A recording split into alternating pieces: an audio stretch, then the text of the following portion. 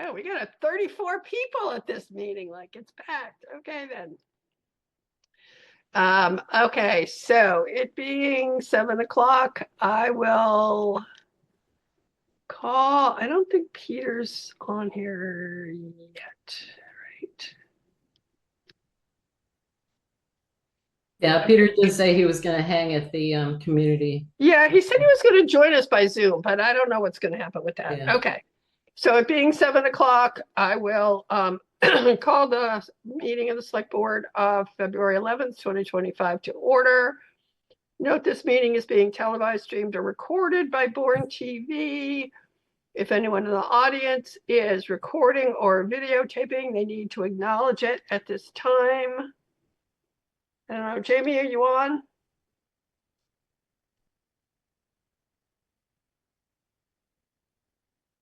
I don't see her. She might be at the Picasso meeting.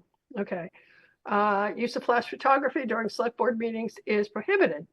If anyone from the public wishes to access the meeting, they can do so by calling the conference line 1-929-205-6099.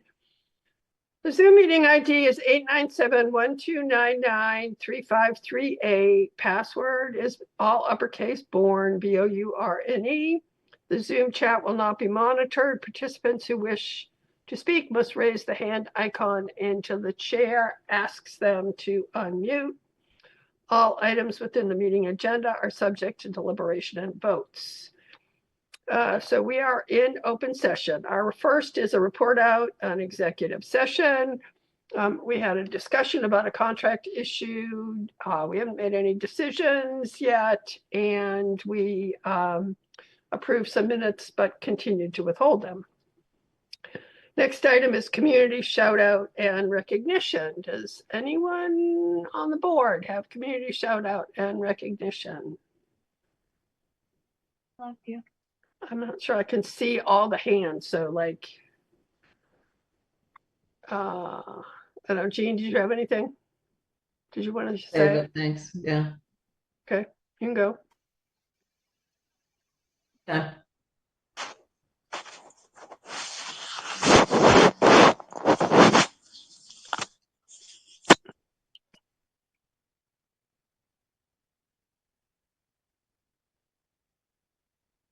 Okay, maybe not. All right, so I had two. One community shout out is for the Picasset Water Quality Coalition for their oyster seed donation for Hen Cove. It's like a $2,000 donation from Picasset Water Quality Coalition. And number two is for the Picasset Village Association for providing space for the meeting tonight regarding the closing of the Picasset Mental Health Facility. The meeting was jam-packed, and there were many people that were attending on Zoom. So we thank Picasset Village for doing that. The select board members, I believe, that are on this meeting are myself, Anne Marie Saronian, Jean Nazarovitz, and Melissa Ferretti. Peter Meyer, on all of those people except for me, I was on Zoom, but they were all at the Picasset Community Building until our 6:30 meeting started, and Peter has continued to stay there. Okay. Are you good, Jean, or did you want to speak before I left community shout out? I'm fine. Thank you. Okay. All right. So next item is public comments on non-agenda items. Is there anyone here who has a public comment on a non-agenda item? You could unmute and identify yourself. Okay, seeing none, I will skip the instructions. Next item is joint meeting with the Planning Board and Conservation Commission to discuss disposing of the old police station property on Main Street. So, Chris Farrell, do you want to call your committee to order and give me the names of the people in attendance?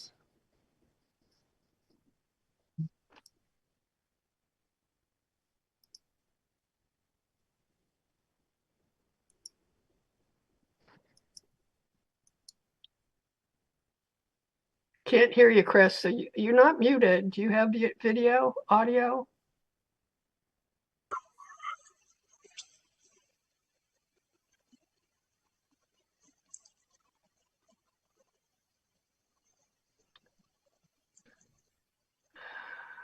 Is there a vice chair of the planning board that can call the planning board meeting to order? Vice Chair present. Sorry.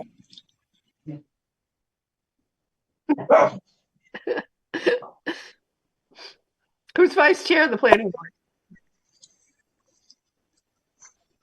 Jim Robinson. Is he here? I don't know. I do not see him. I don't see him either. Who's the clerk? Uh, John Duggan.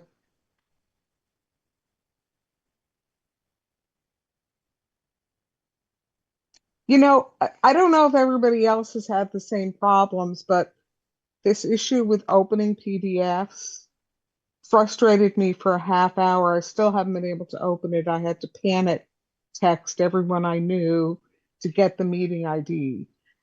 It's blocked on the town of Bourne side. So they may not have this information to get on. I can try and text Jim and see if he's Oh my God. Amanda. Hey, can you hear me? Yeah, that's great. I'm gonna try. I think everybody's having this problem. So Chris was Yeah. just there with a mute unmute thing. So it looked like he was in. What do you mean it was blocked on the town of Bourne website? No, it's Liz, not I'll blocked text on the town of Chris. Bourne website. It's when you go to sign in, when you go to try and open the PDF, it asks you to sign in to a Microsoft account. I happen to have a Microsoft account, but it doesn't want my Microsoft account. It wants some account associated with the town of Bourne that I Yeah. don't have access to. That's my problem too. Mine too. Everybody. So Right. it is on the calendar. So it's on the website calendar for the town of Bourne. It has nothing to do with the website. This Okay. is all about Microsoft Okay. and their access to their email. Okay. So let's see who we have. I think we have a quorum on the planning board. I think David O'Connor's here, and Liz Brown is here, and Corinne Moore is here, and Dan Doucette is here, and Amanda's here, right? Yes. Yeah. And Chris Farrell is showing as being here, and unmuted, but I can't hear him. So I don't know if he's having technical difficulty. Is there anybody else here that's on the planning board that? No, I'm here, just gonna. Mary Jane, Oh, Catherine Walton. Yeah. There's a lot of people. I'm out of practice for I'm sure. the 41 people on Zoom. It's like seems like old time. Like yeah. Mhm. Yeah, And I think Chris that is a having big some group. technical difficulties. He's on here. I just messaged Yeah, him. I can and see I him, can't and then hear. he came Yeah. up with a different sign, and then he had his. So I mute think and he's just unmute, having so I don't know what trouble his thing getting is. on. So there are 7 people from the planning board. Is there anybody that's empowered to open the meeting? I guess. No. Yes. How This does that happen? I mean, I don't know. I Seniority, don't either. longevity, I don't know. If you don't have any. Sure, I'll go on record as opening the meeting. How's that? Somebody Okay. wants to come back. There you go.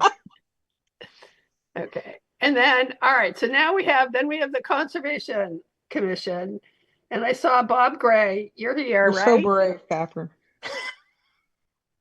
Who else is here from Conservation? You got Joe Soers, can you hear me? Yes. Yeah. Mel Holmes. I'm on. Melvin Holmes.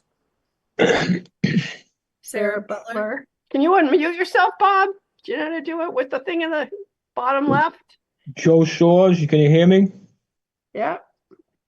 Mel Holmes, can you hear me? Yeah. Okay. Bob Gray is having trouble unmuting himself. There we go. Oh, there you go, Bob. So the Conservation Commission, I'll call the commission meeting to order.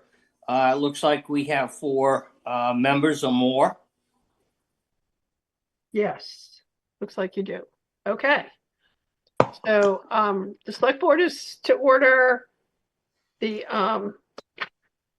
planning board is in open and the conservation. So according to our town bylaw number 2.2.7, no auction of land without a majority of approval of the select board, the planning board, and the conservation in an open meeting can take place.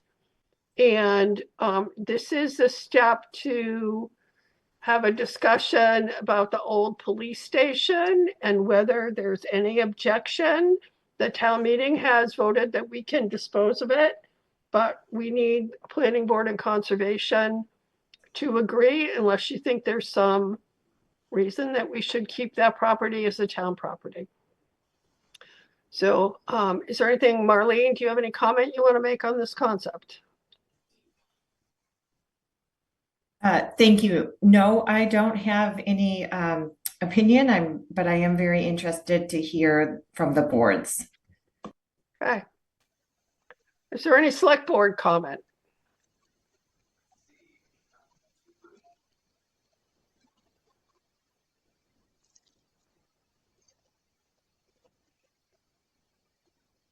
I don't see anybody. You can just unmute yourself and speak if you want to say something, if you can't raise your hand. Yeah, obviously we sponsored the warrant article for disposing, so I guess we're in favor. Is there any, I guess, it's the planning board? Are there any planning board members who have comment?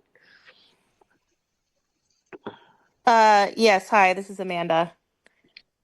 Okay, Amanda. Can you hear me? Yes. Okay, yes, obviously. Yes. So dispose of the building, just building anew, correct? Well, generally it means that we would be selling the property. So that we do not have a municipal purpose for that building. It's in a flood zone. I believe the town administrator has indicated that she does not feel it would be a good place for building another municipal property due to the flooding potential. It is in kind of a neighborhood area of Buzzards Bay. It's surrounded by homes rather than businesses. So what we have done in the past when we were disposing of property is we either do an RFP or we sell it at auction. Okay. Thank you. MJ, Yes, Bob. what is the property zoned as? Is it a business zone? Downtown. What's that? Downtown core. Okay. So if someone was to buy it, could they put a building, put a business in there? Yes. Are they required to do the business like the first floor business with the second floor or whatever upstairs, or can they do like multifamily or something? David would know better than I don't know about, but I'm pretty sure they could do multifamily. Am I right about that? I think that's true. I don't think residence is on the first floor because of flooding. Yeah, Mel Holmes. I'm just curious about, that we're in need of housing in Bourne. So if it's going to go potentially to housing, we should have some kind of way to maybe force it to go that way so that we can meet our quota for what we need to have for housing, affordable housing. Let me be specific. Thank you. Not a bad thought. Any other thoughts? Hello, Corinne Moore here. Yes, Corinne. Can you hear me? Yep. Okay, yeah. As far as the downtown core goes, the definitely has to be business on the first floor or with a special permit. They could have multifamily housing. So because it's directly on Main Street, that's what that restriction would be.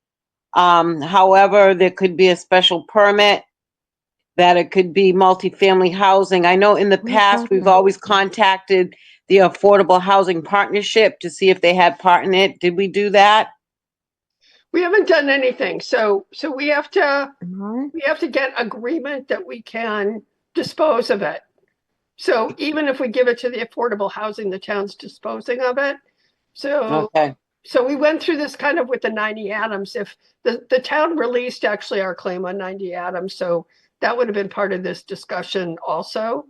And we could say dispose of it with preference to the Affordable Housing Trust or the Housing Partnership in Mhm. case they wanted it. I mean, that's definitely something that we could do. Jennifer, can you tell me what about the MBT zoning? Is this property in the MBT zoning that's sort of on the table coming up? Not quite yet. Thank you, Chair.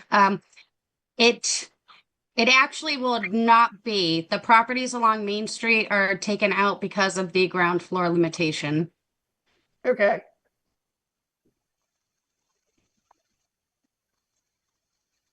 So, but they could, I mean, we've seen other properties that are being built in Buzzards Bay that have like garages sort of on the bottom floor. And then, they're a townhome with a garage on the bottom and then the residence part of it upstairs. So, this is kind of a unique property too, because I think it's Harrison Ave kind of splits between where the main police station is and where the parking was. It's kind of a weird property. So any other thoughts or concerns about the town working to dispose of it either through an RFP or giving preference to affordable housing if that's what you want to do?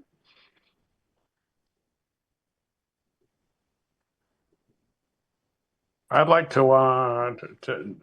try to move it to affordable housing, if that's possible. I don't know, do I have to make a motion or what's the story on that?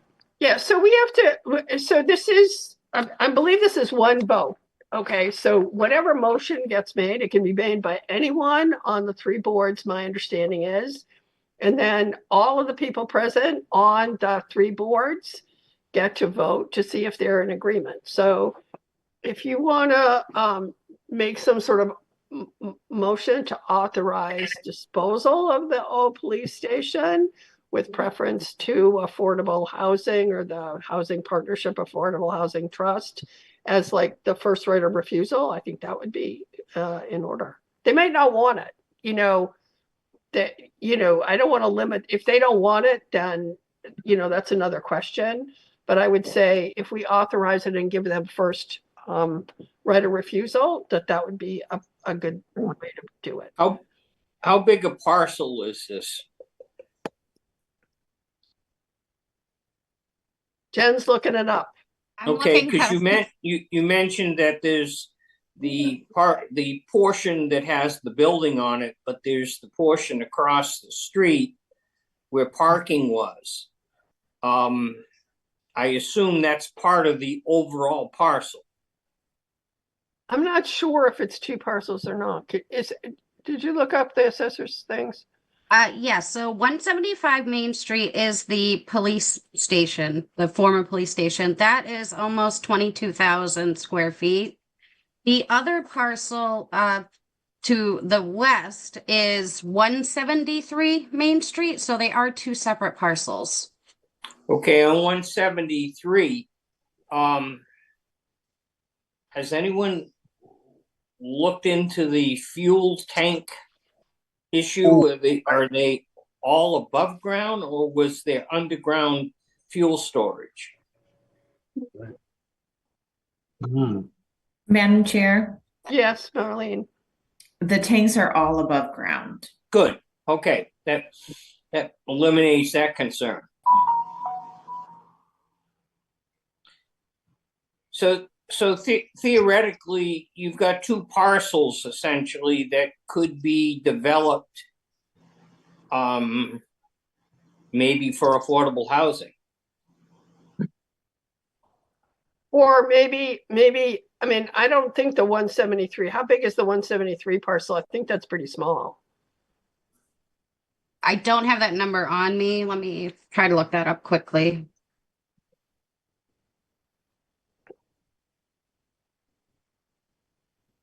It is pretty small though. I mean, but it might be like a good area for amenities, like a playground or a green space area that would go with the, I mean, I think we should talk about 173, disposing of 173 and 175 Main Street, you know, with a preference for first right of refusal for affordable housing by the Housing Partnership Affordable Housing Trust. And then let them kind of design it what works best. That kind of strikes me as being a good way to do it, because that parking lot area is very small. I mean, they could use it for parking, but they could also use it for other amenities. So does this seem like genuine,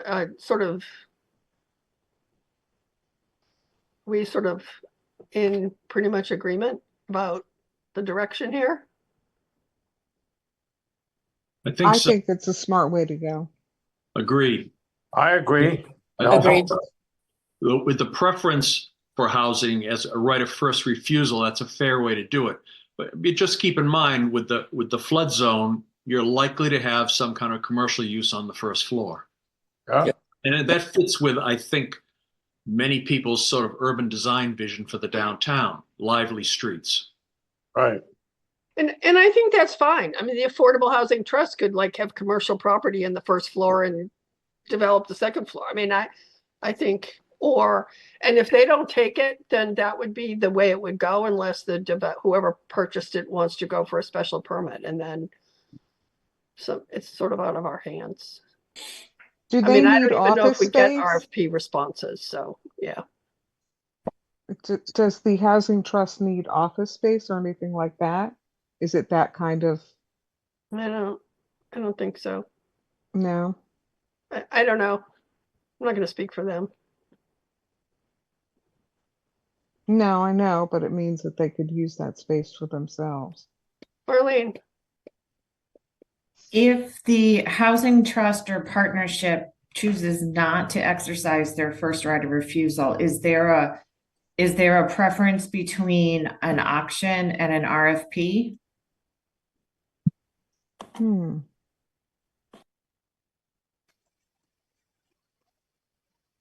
What? do you have a recommendation? I would recommend that it be auctioned. And the reason I would recommend that is because it is a relatively small piece of property, and an RFP would require someone really to put together a design proposal, which can be pricey. So you can certainly do an RFP, but any interested party would have to really sink some money into responding to that. Right. I tend to agree. I agree with that as well. Mary Jane, can I speak on? Sure, come in.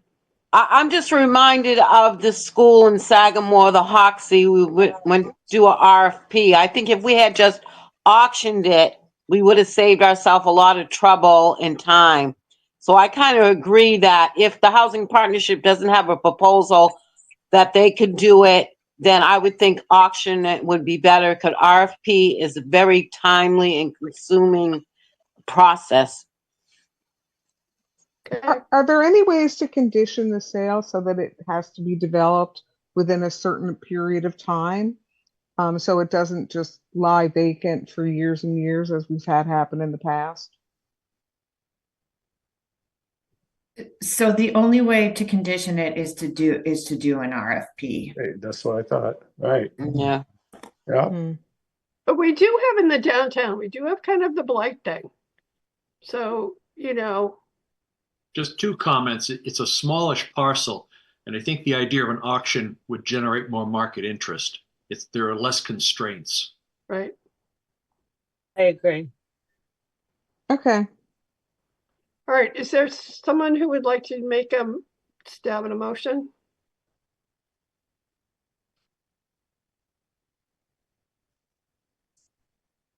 I'll make a motion that we offer the property to the housing authority, authorities, either or the two of them, and we, if they don't choose for it, that we choose to auction the property off. You're talking two properties, right? Right. Right, yeah, Both 175 and 173 Main Street. Right. Can we put a time constraint on a decision by those parties that we are offering right to first refusal Good idea. in the motion? Yeah, I mean, they don't get back to us for a year or 2 years, like, if we keep it Yeah, open. I mean, we're in the same kind of thing. What do we think is reasonable? How often do they meet? Pretty much monthly. Then why don't we give them a month? Why don't we give them 3? They might why don't we want to give like them do some 3? due diligence on the property. Yeah. Like give them Yeah. 6, maybe. 3 We months? get 6 at best, at the, yeah. 6 months, yeah.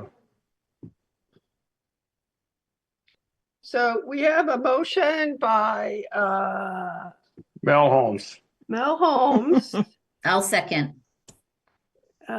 seconded by Anne Marie, to dispose of the property, to offer it with to the Affordable Housing Trust Housing Partnership, and if they don't choose to take that option within 6 months of being offered, that we would proceed with auctioning the property. Is that what we're voting on here? Okay. All right, I'm not, I think Chris Farrell might have given up. No, maybe he's here. You there, Chris? I actually, MJ, he did text and he said he's having trouble, but he is in favor of it. I don't know. Oh, okay.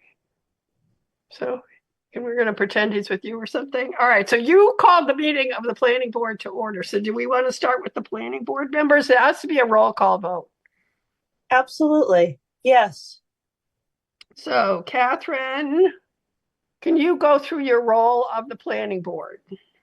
Sure. Liz, Yes. Corinne, Yes. Amanda, Yes. Dan. No. Okay. Chris, he's not here. And I think Doc, Yes.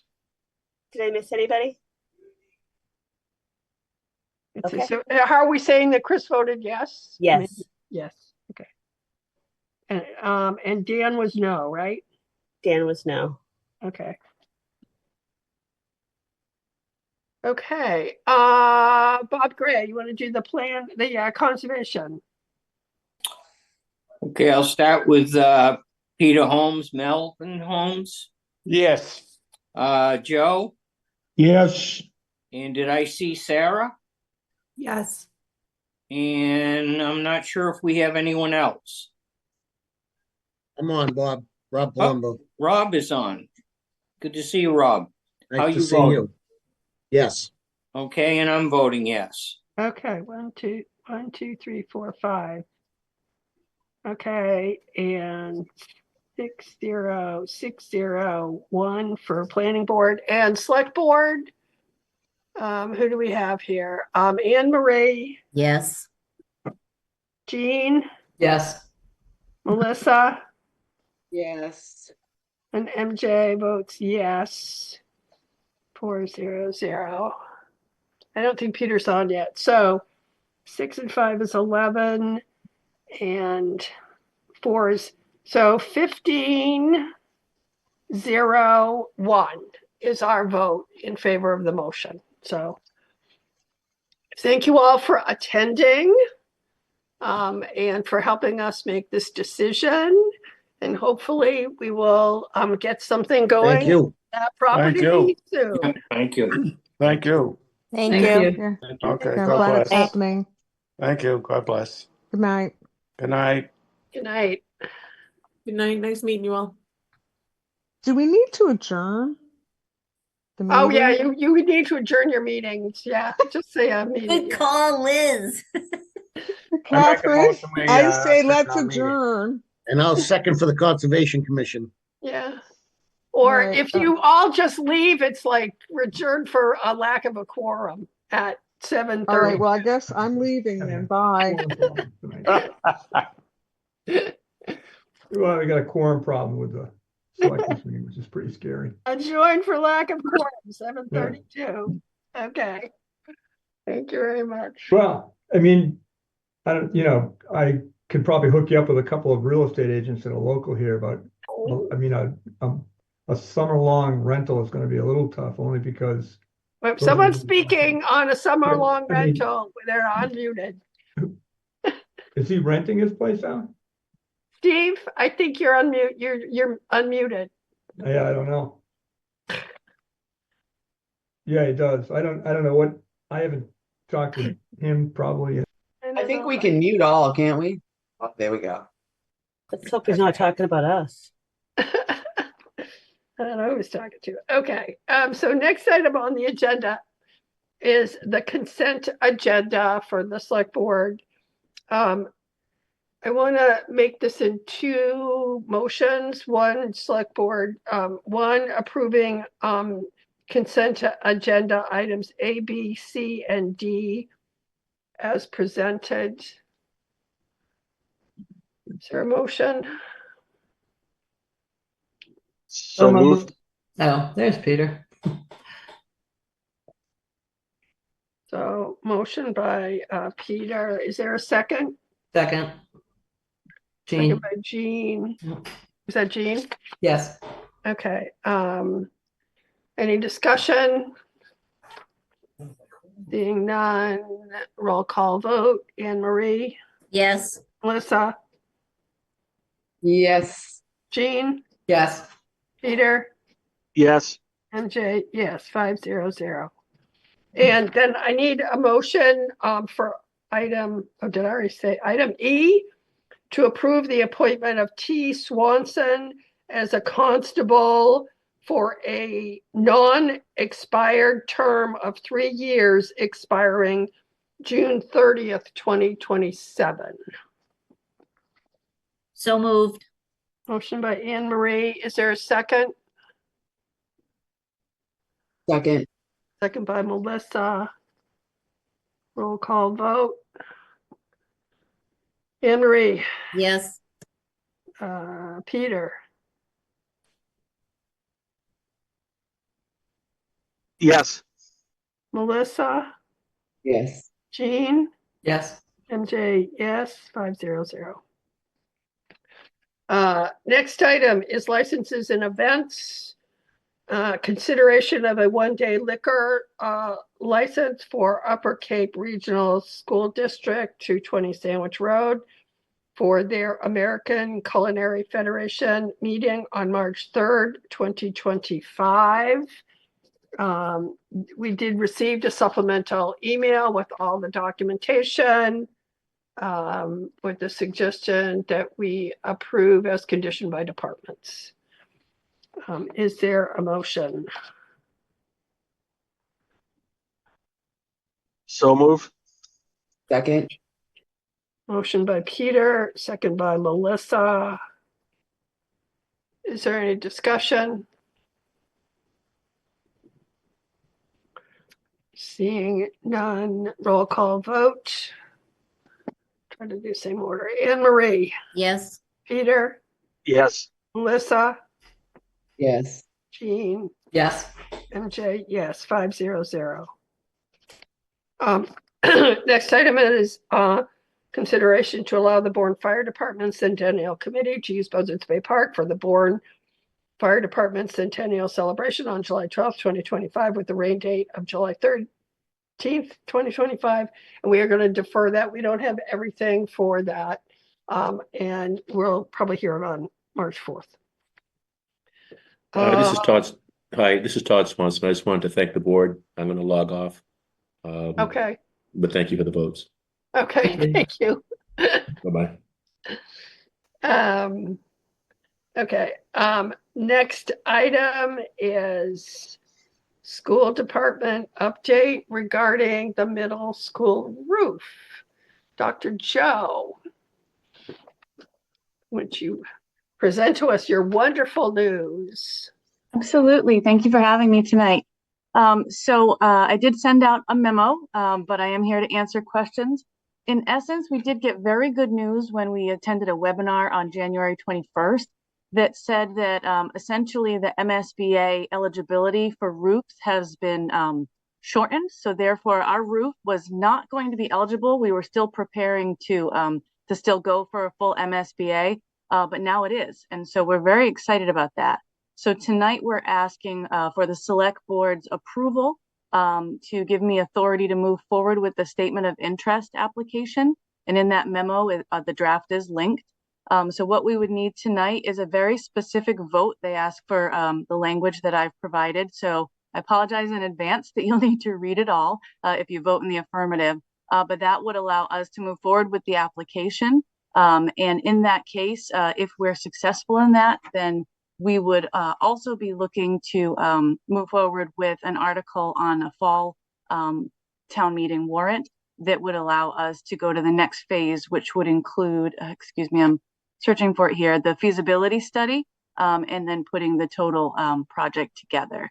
Hopefully, if all goes well, we would be looking at construction of a new roof for the Bourne Middle School in either the summer of 26 or 27, which would be kind of right on target with us being able to take all of the solar down and hopefully remedy this situation that, as everyone knows, is really not a good situation for our students. So I'll be happy to answer any questions, but it is extremely good news because it up-tempos our eligibility by at least 2 to 4 years. Yeah, I thank you, Dr. Joe. This was really good news because we were right on the cusp. I mean, it was like the deadline was going to be like a month away from us reaching the 25 years. So this is really great news. And you guys have been waiting with a leaky roof for a long time. So it's really wonderful. I do suggest, I think that the wording of the form of vote is, I think it's on page 15 of or 14 of our packet. Page 14. Yeah, so I do suggest that we read that, have a motion that reads the entire thing. So I can make a motion, Madam Chair. Anne Marie, yeah. Okay, having convened in an open meeting on February 11th, 2025, prior to the statement of interest submission closing date, the Select Board of the Town of Bourne, in accordance with its charter, bylaws, and ordinances, has voted to authorize the superintendent of Bourne Public Schools to submit to the Massachusetts School Building Authority the statement of interest form dated March 2025 for the Bourne Middle School located at 77 Waterhouse Road, Bourne, Massachusetts 02532, which describes and explains the following deficiencies and the priority categories for which an application may be submitted to the Massachusetts School Building Authority in the future. Priority 5, replacement, renovation, or modernization of school facility systems such as roofs, windows, boilers, heating and ventilation systems to increase energy conservation and decrease energy-related costs in a school facility. The shingled roof at Bourne Middle School has a well-documented list of deficiencies resulting in leaks in almost every area of the second floor. These deficiencies are captured in an assessment completed by Gale Associates in March of 2020 and a subsequent update in June of the same year, and hereby further specifically acknowledges that by submitting this statement of interest form, the Massachusetts School Building Authority in no way guarantees the acceptance or the approval of an application, the awarding of a grant, or any other funding commitment from the Massachusetts School Building Authority, or commits the town of Bourne to filing an application for funding with the Massachusetts School Building Authority. Is there a second? Second. Second by Peter.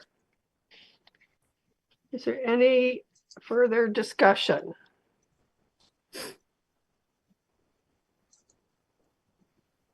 Seeing none, it is a roll call vote. Anne Marie. Yes. Peter. Yes. Melissa. Yes. Jean. Yes. MJ votes yes. 5-0-0. Thank you for bringing this good news, and we hope you are accepted. Great. Thank you. Have a great Thank night. you very much. Okay. I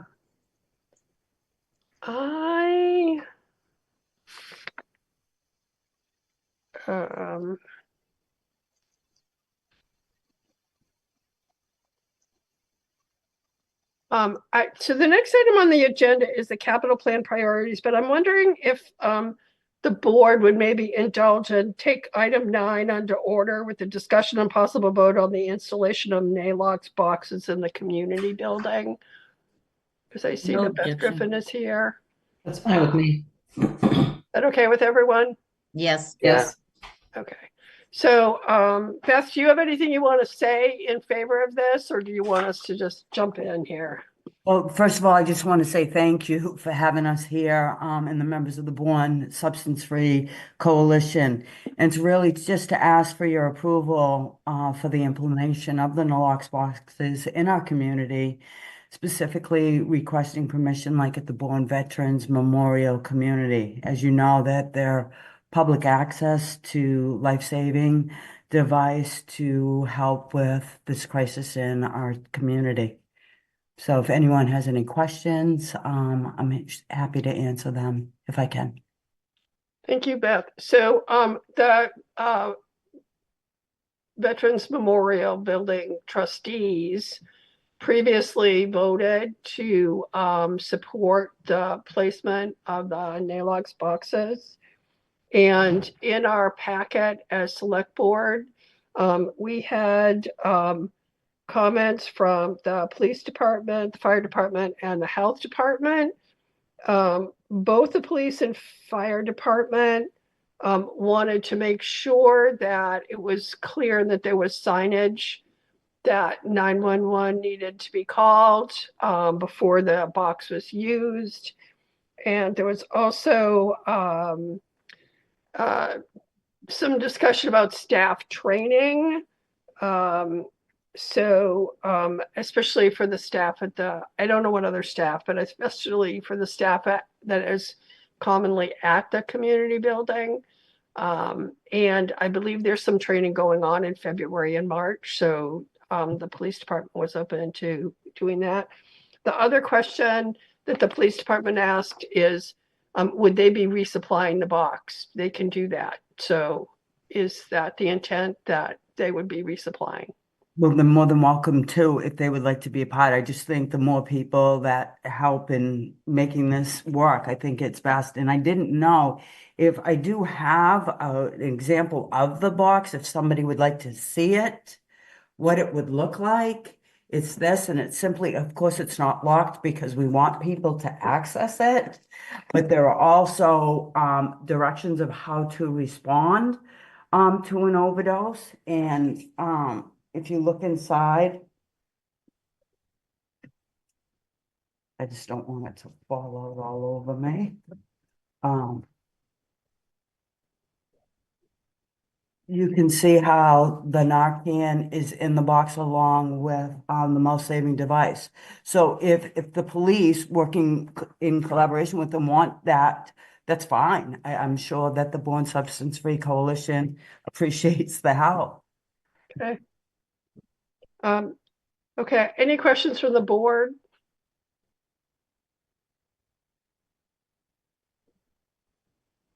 No question, but a comment, Madam Chair. Okay. Yes, Anne Marie. I just want to show my appreciation for this initiative. It's just going to save lives, period. Thank you. And I appreciate, Beth, you bringing this to the forefront. Oftentimes we don't want to acknowledge issues in our community. We don't want, but you've been in the forefront of the educating people and being very compassionate about the charge. So thank you. Thank you. And I just really need to say that it's a great group of individuals that volunteer their time. We have a great group, and I think as members of the town, we should be really grateful for all the people that sit on the Bourne Substance-Free Coalition. But thank you very much, Anne Marie, for your kind remarks. Thank you, Melissa. Yeah, I just want to say the same, Beth and her team at the Substance Free Coalition and the work you do is just invaluable to our town. I think these boxes and just the work you've done alone to remove the stigma that goes with addiction. And, we all know in this day and age that there are no families that are exempt. It can happen to any family in any situation. So having these naloxone boxes, as Anne Marie said, will quite likely save lives. So really, thank you for your hard work and, making that happen. Our town, as Anne Marie said again, sometimes it's hard to acknowledge we have these kind of issues in our town, but it's people like you that do the hard work of, bringing it to light and shedding that and educating people. So thank you. Okay, any comments from the public?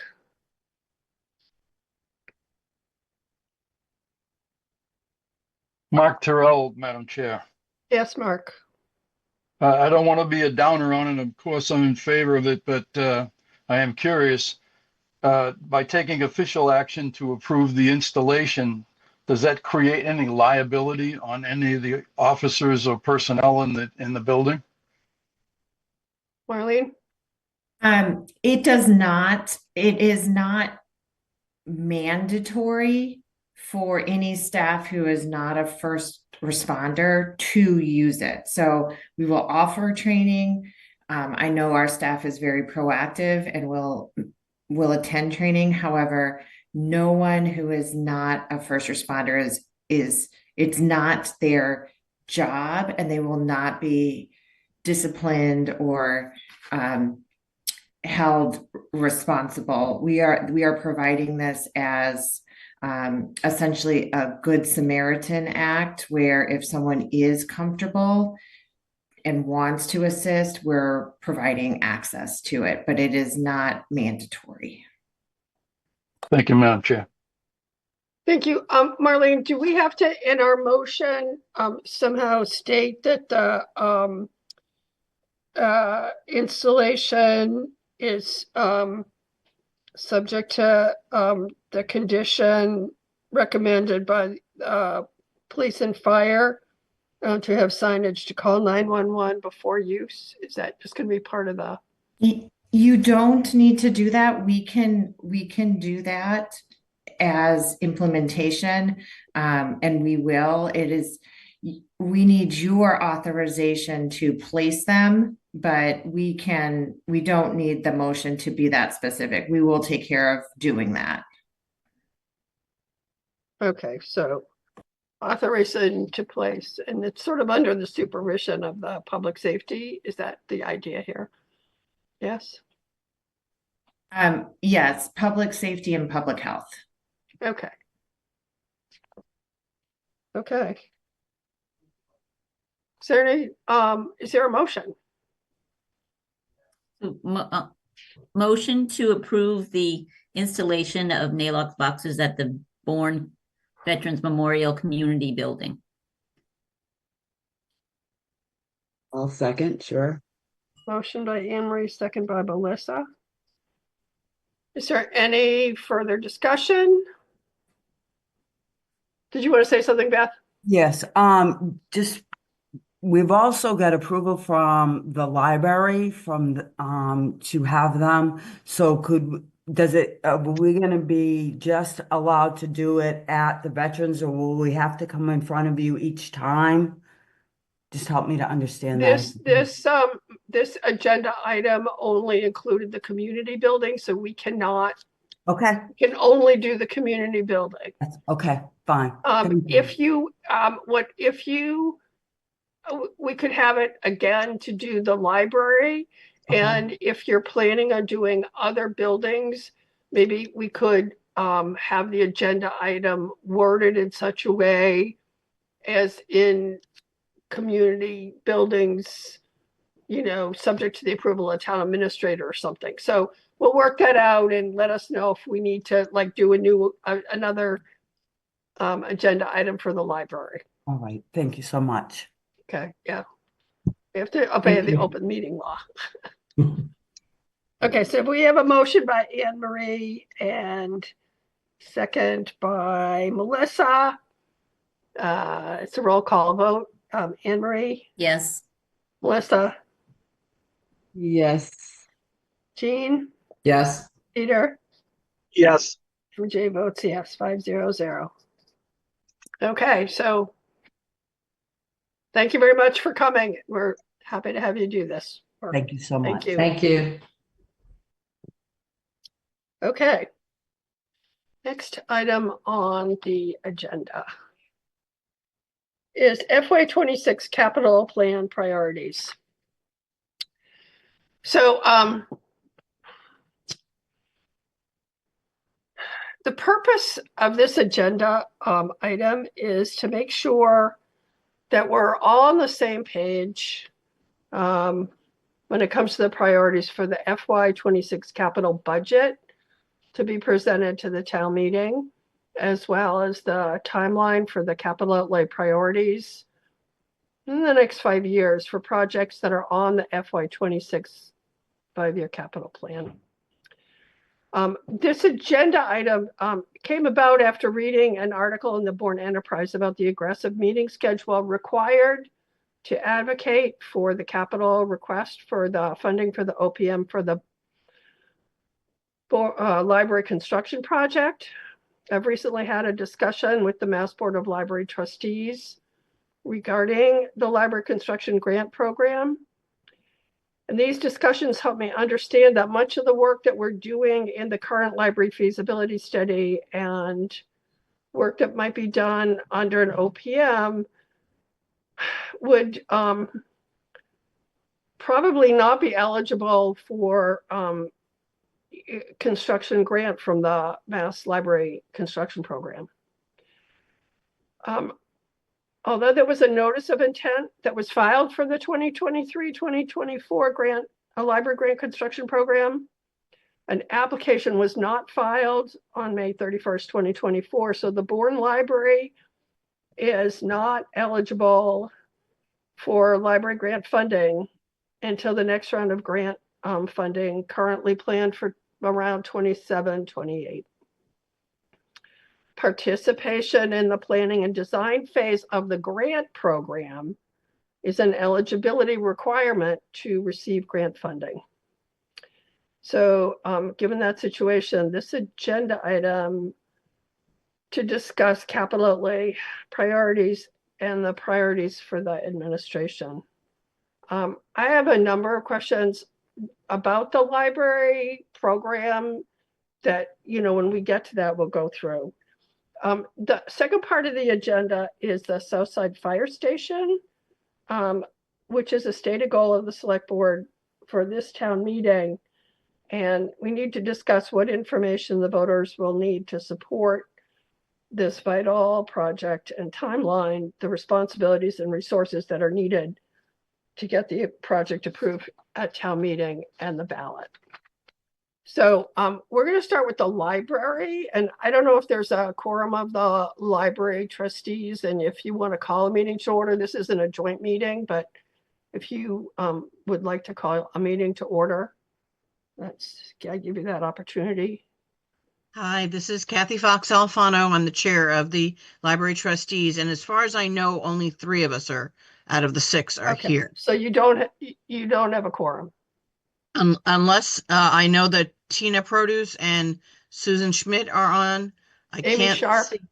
Is Amy on? Yes. She's showing. She's showing. Okay, then yes, then we have a quorum. Okay.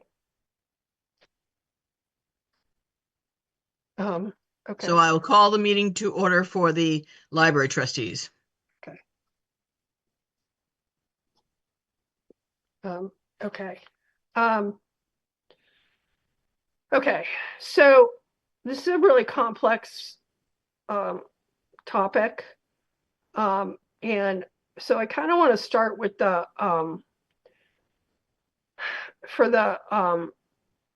there's a new library construction grant program that was different than the way things were done before. So it used to be that you could choose whether to do planning and design before your construction, or if whether you just want to apply for a construction grant, and that's not the way it is anymore. So Bourne did not submit an application for the current grant program. And so the feasibility work that they're doing and the capital requests for an OPM are sort of outside the grant program and can't be used for planning and design that qualifies a project for construction. So I just, I guess my first question, and I'm not sure who can answer this, but my first question is,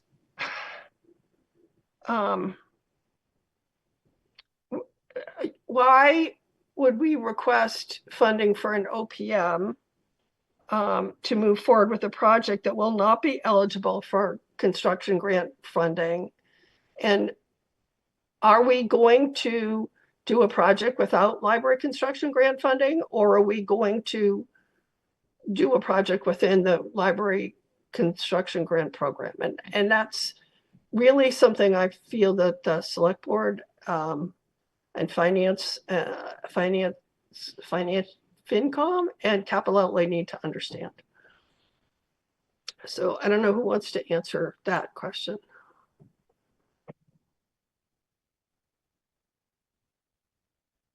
Nobody else? Okay, well, I'll start.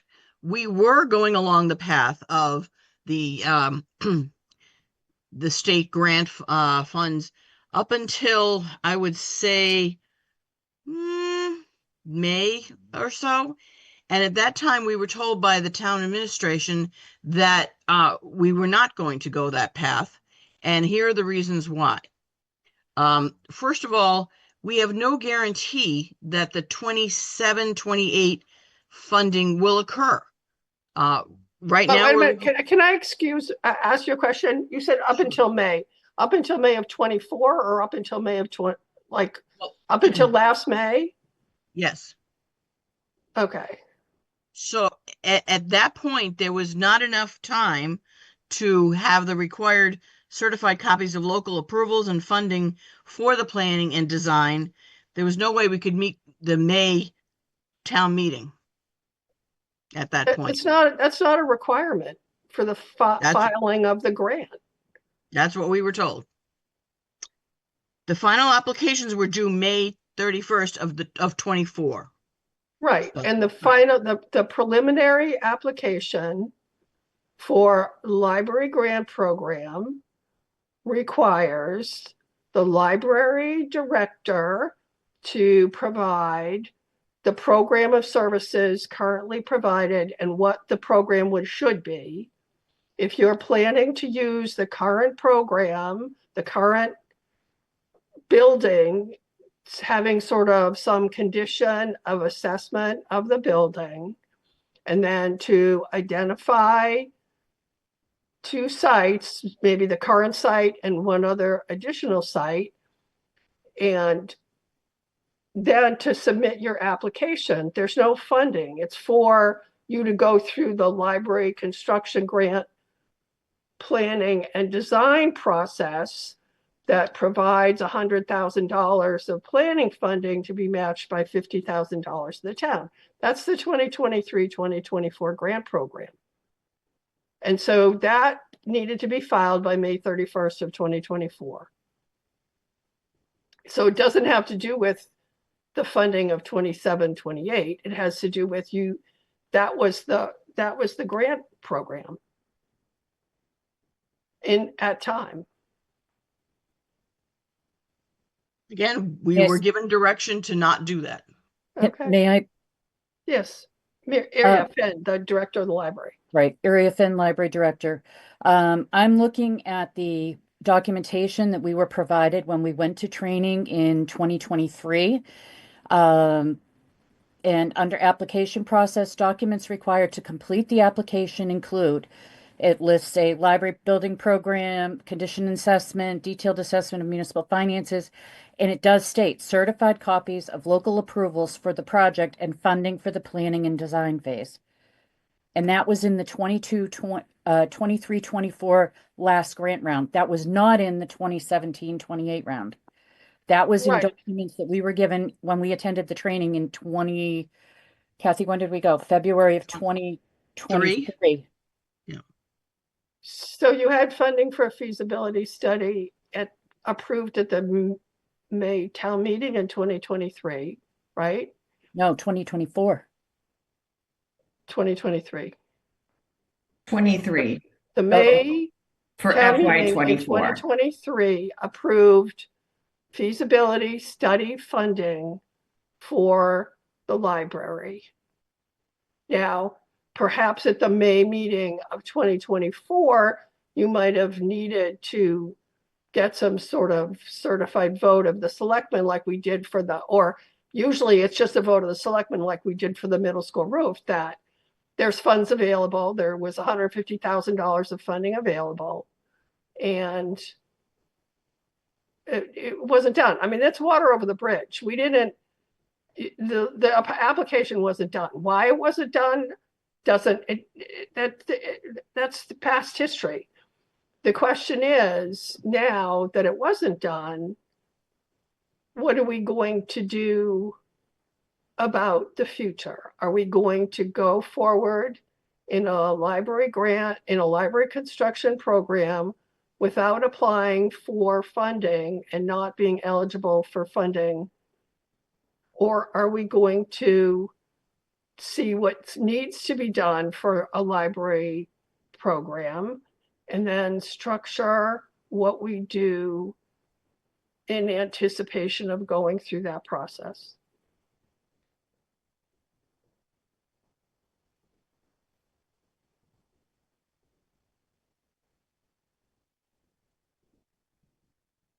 Anne Marie, are you unmuting?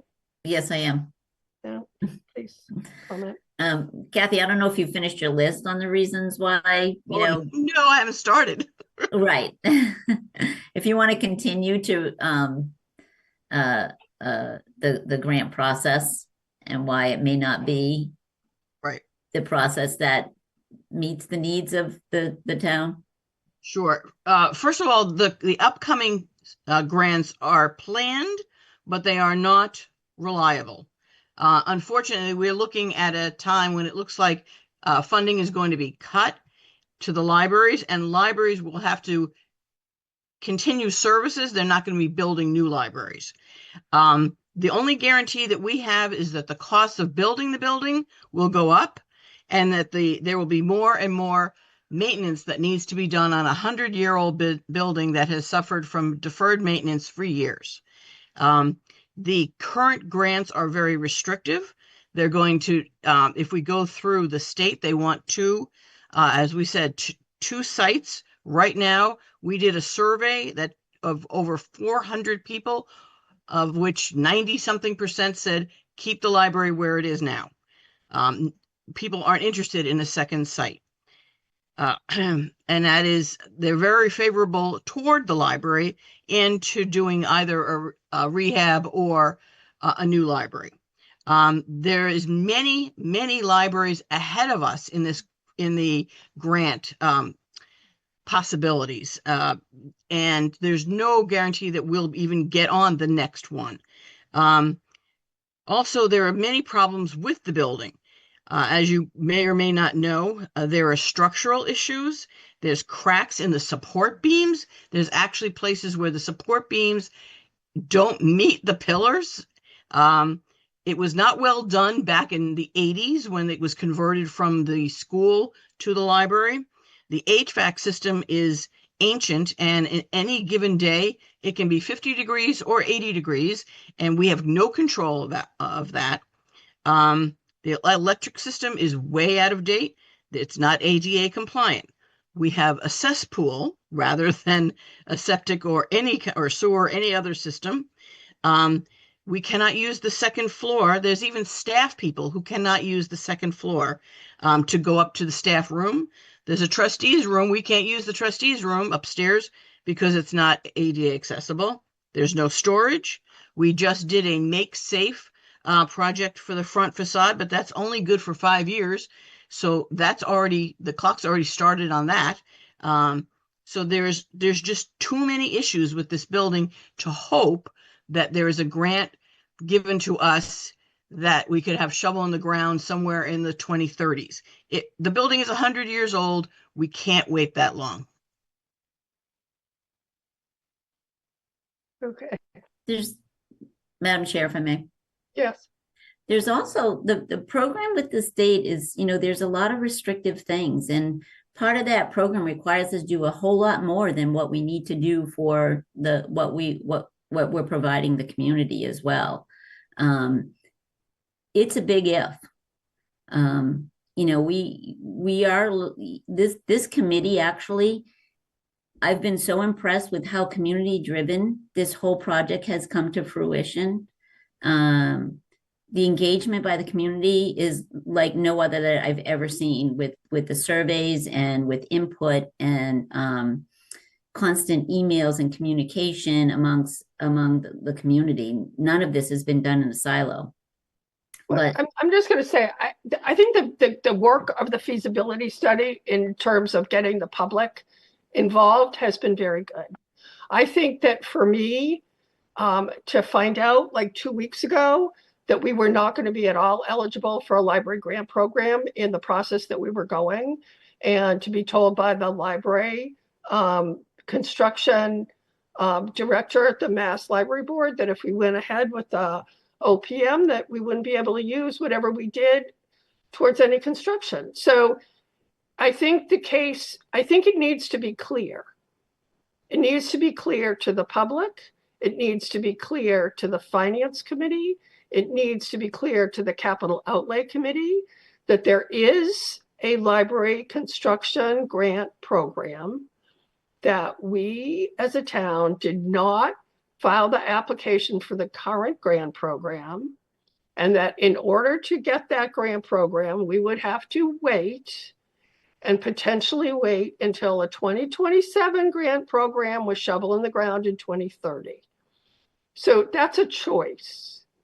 And we all know, I actually in 2005 made the motion for the library program that was for $9 million with a 2.8, construction grant that town meeting passed by a vote of 180 something to 75, and then it failed at the polls by a very small amount. But I'm well aware of the needs of the library. I'm also well aware of the fact that we have a Pecasset fire station that had a floor fail, and that we don't have a new building for that yet. And that the priority stated by the select board for this town meeting is to get that program and that funding and go to a debt exclusion ballot for that funding. And I am having a bit of a difficulty saying to the voters that, yes, we're going to come to you for a debt exclusion for the fire station, and then 2 years from now, we're going to come for you for another debt exclusion for a library. And while we could have been in a grant program, that we didn't complete the application, and now we're doing work that's not going to be eligible for a construction grant program, and it's all going to be on the taxpayer. And that's my concern. I think we have to be upfront, and we have to tell people if the taxpayers want to vote for it, okay. But I'm more inclined to say that if we have to wait till 2030, in 2030, the Bournedale Elementary School debt is coming off the books.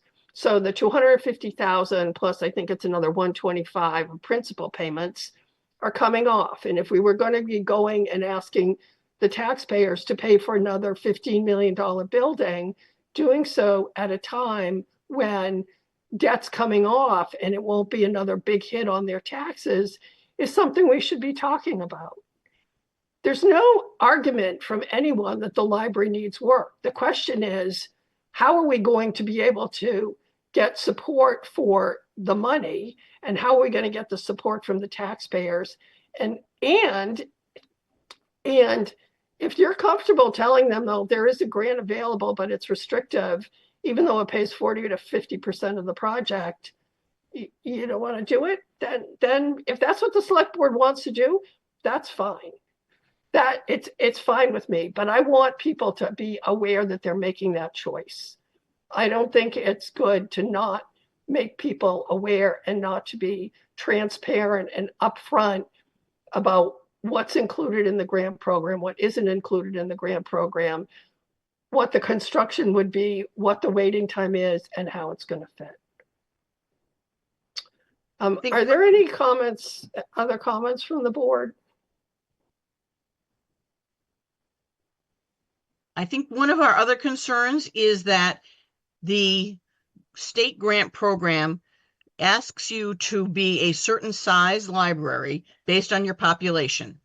And that is a bigger library than we're actually looking at. So you will be paying more for that library, even if you get the funding. Also, if we have to wait 4 years, the cost of that library will be even more than it is now, because as you know, everything just keeps going up. So it is, well, you're right, we could be getting 40% if the grant even exists. But that's a big question right now. We have no guarantees. The only guarantee is that the cost of building a library will continue to go up. If the town had passed the last one, which was, I think, $7 million, they would have $9 million. It was $9. 9.8 million with a $2.3 million. It was a little over $6 million for the net cost to the Right. town. So they would have saved themselves $7 million. Right. But they were not ready to do it. They were not ready. And they were not ready Okay. to do it because they had a police station, the Peebles School, the DPW, and the Bourne Elementary School all to pay for. Right. And so being cognizant of the taxpayers and what they can afford and how they're going to pay for it is, I think, an important consideration. So getting all of the facts on the table is important, and expressing why you're not waiting for a grant is important. And then then the voters get to decide at town meeting that if they vote for this OPM, they're going for a library project that's not going to be under construction grant. That's important information for the taxpayers to know.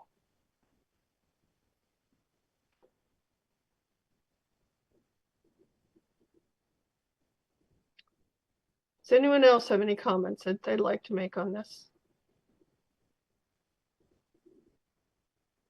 Hi, Steve I'm Mealy? from the audience. Okay, wait a minute. You're on the 508 Yeah. 230 2362?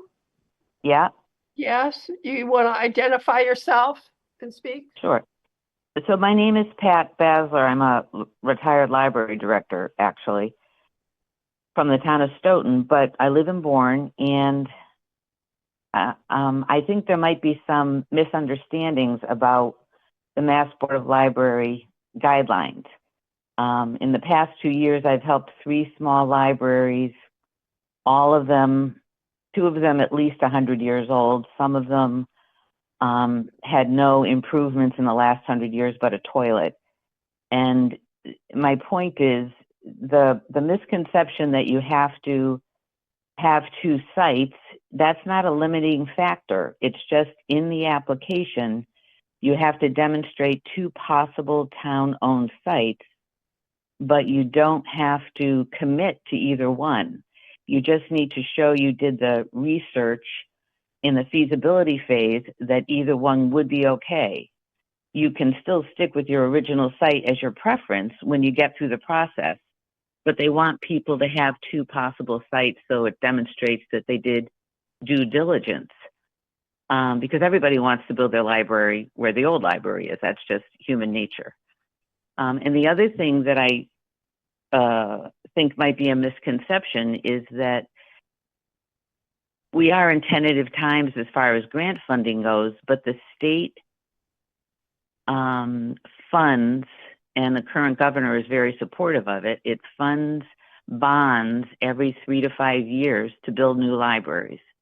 And this program has been going on, for over 25 years. It's been extremely successful. It's got very good guidelines. And in the $14 million project we did in Stoughton, and then the 3 other ones that I've helped with, the guidelines aren't restrictive in not allowing you to build a building that meets your community's needs. Pat, can you tell us, you said you helped 3 libraries recently. Were they Yep. all small libraries? Yes. And Bourne is a medium-sized one, right? No, well, no, the way the Mass Board of Library Commissioners breaks them up, if you are in a population of 2,500 or less, you're a small library. And where If you are in a population of over 2,500 to, I think, 50, you're in a medium-sized library. Right. And how So many Bourne medium is a medium, right? How many medium-sized libraries got the grant this go around? Quite a few, actually. I think they had 15 got funded and 22 altogether.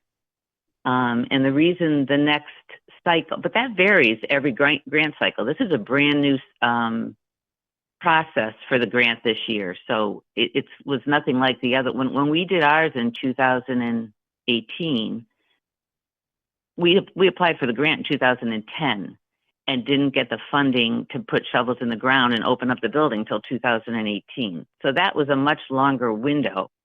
They have since redesigned the program so that they fund fewer libraries, some of them at a much, like the very small libraries in towns of 2,500 or less, they get 75% reimbursement. Right. But that's not us. But this, well, no, but this cycle, they actually focused more on community need. Now, part of that is your equalized valuation for your, the prosperity of your community, but part of it is the condition of the building. And your building, although you all feel it's been neglected, it does still serve a purpose. It's still functional, is my point. I know it's very old. It's got a lot of problems. You definitely need a renovation or a new building. There's no doubt about that. But as a taxpayer, I think you have to consider getting 40 or 50% reimbursement would make a big difference. Marlene, do you recall telling us about not going for the grants? No, Kathy. I wrote the capital outlay request form, and I helped write the scope of work for the Johnson Roberts RFP. And we made it very clear that we always wanted to evaluate whether or not we are eligible for the grant program. Specifically, what I said is possible future MBLC grants could be possible. Grant eligibility will be kept in mind as options are discussed and prioritized. So the grant was never ruled out. The discussion was, it's something that we always have to be mindful of as we're going through the process, but not to stop the process and not to stop the discussions.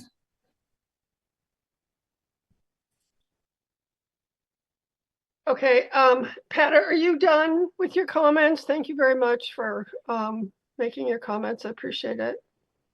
Yes, I am. Thank you. All right, thanks, Pat. Steve Mealy, you had your hand up to speak also.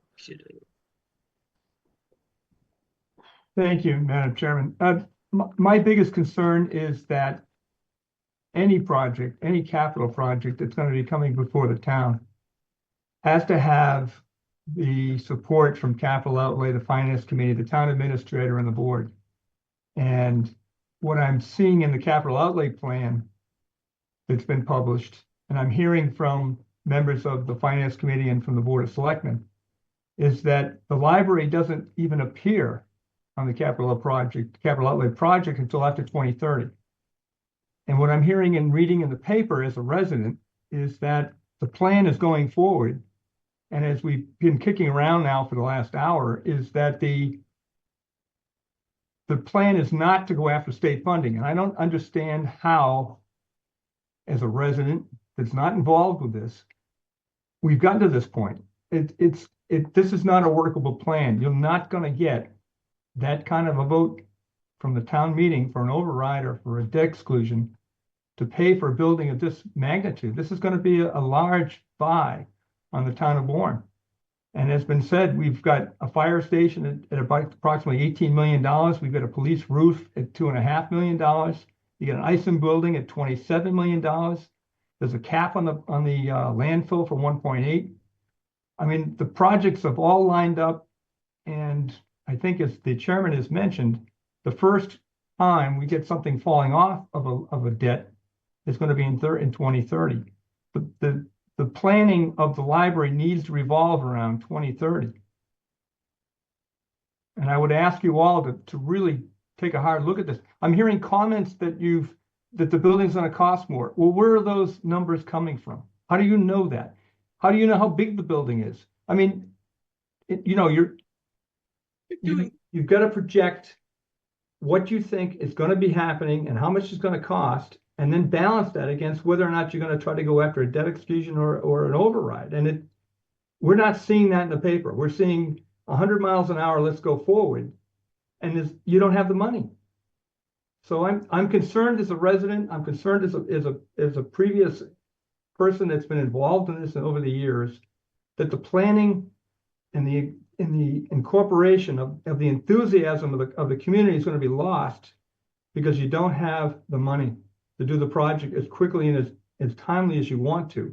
And you're throwing up comments like it's going to cost more, or it's going to be, we don't have a chance, and they're not going to be able to do it because the application is not going to fit the state's requirements. And I'm hearing that may not be true. So I think we need to take a step back, take a look at what needs to be done, look at whether or not this particular project is going to be able to qualify for funding, and how do we apply for it. Thank you, Madam Chairman. Thank you, Steve.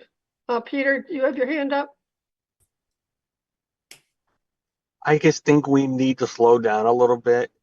And now that we know we have more options that were told by us tonight, the fact that there is a grant that we won't be eligible for a while, and it would be at least 2030 before you can put a shovel in the ground. I just think we need to be fiscally responsible and adhere to the plan, for our capital outlay plan. There was a lot of time and effort put into it, and I know a plan can be amended or adjusted at any time based on the needs, at the time. But at the same time, we're working on a brand new on a fire station for the south side, and my biggest fear is if not all the information's out there with the library, and then we have the fire station, that there's a chance you may jeopardize both projects at the ballot. So I just think we should just sit down and doing what we're doing now and just talking about it and see what's in the best interest all the way around, because if not, then I'm afraid that we may hurt both projects, and both are needed, but we just gotta go through a process, and we gotta follow the plan. That's why the plan is there. Can I ask, is it too late to be on the May town meeting to get some maintenance funds for the library? Yes, but it's not too late to make a plan and come to the fall town meeting. If there's work that needs to be done for the library to be able to, be functional until 2030, if that's when we're going to plan, that's when it's going to happen, then that's a discussion we have to have. What are the issues? I mean,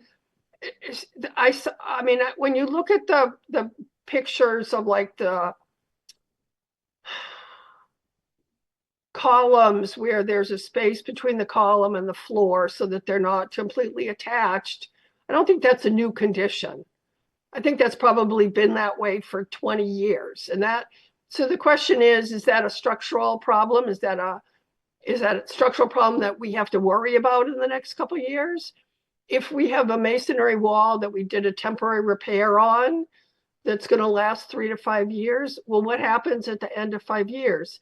Do we need to have a few more supports put into that wall?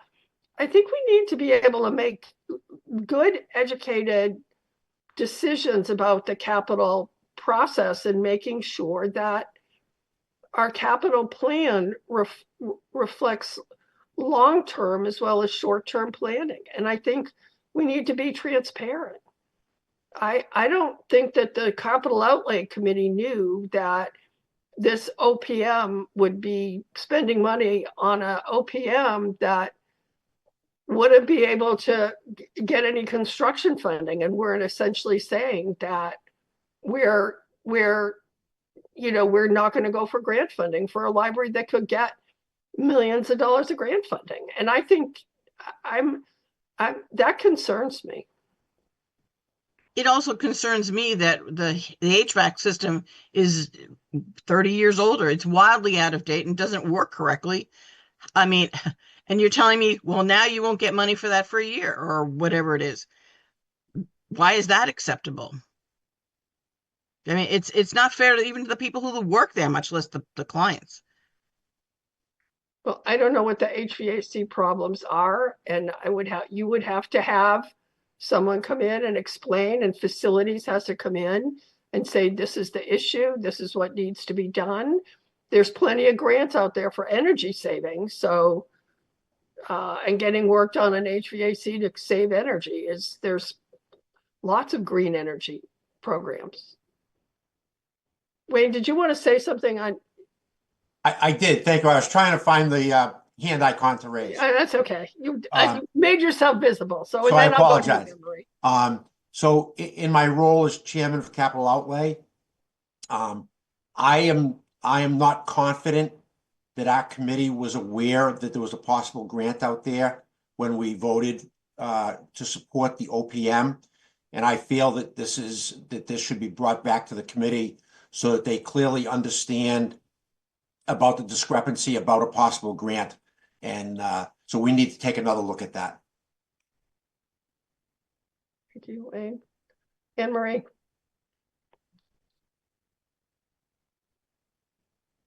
Just to answer some of the points, Steve, that you brought up, at the end of this feasibility study, we know exactly the size of the building and how much this building is going to cost. And we'll have those answers very soon.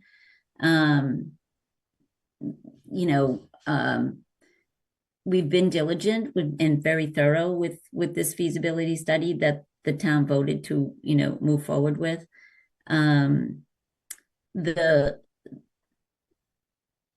We're looking at, and you only have to go on the town website where you can see the feasibility study for the library. It's been posted. It's been everywhere.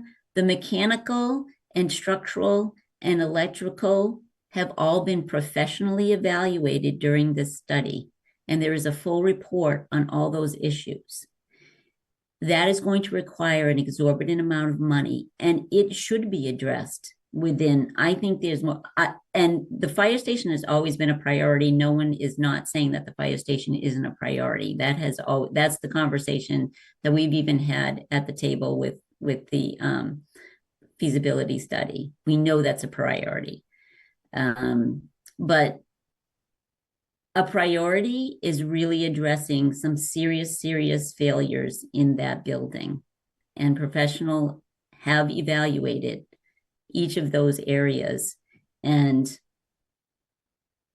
if the direction is going to be such that we're going to wait, then I would strongly urge the board to set some priorities with respect to spending a considerable amount of money at the library in the next 5 years.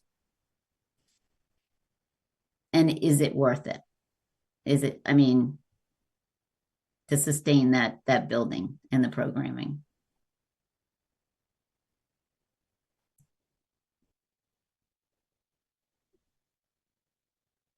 Okay.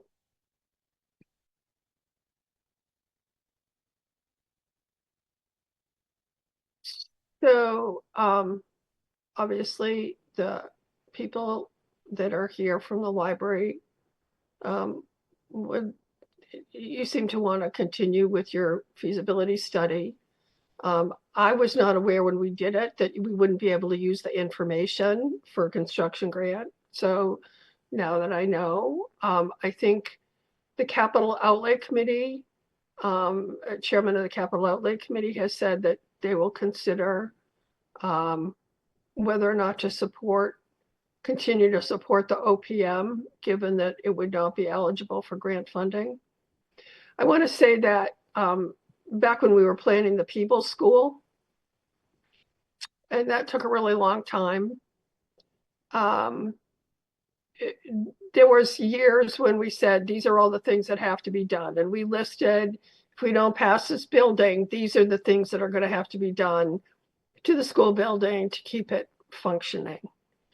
And whether something has to be done to keep the building functioning or whether something has to be done, as a permanent repair is another question.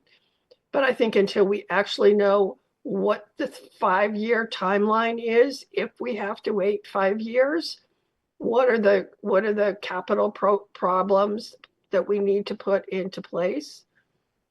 I'm not comfortable going forward with an OPM until I know what decisions I'm making. And I think that's the really important thing. People have to understand the decisions that they're making. So I don't know if we want to do anything with this tonight. At some point, the select board will make a decision as to whether or not they're recommending to support the capital outlay request for the OPM. I think the finance committee will be discussing whether or not they're going to recommend support of the OPM. I don't think the feasibility plans, I think it's difficult because they're not going to be available for construction.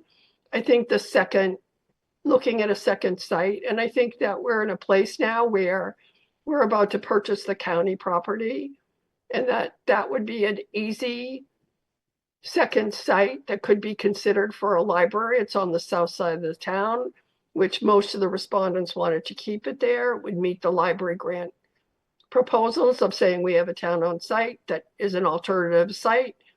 And then that meets their frequently asked question about why do they want to also alternative sites? They want to make sure that the best program is being done for the library.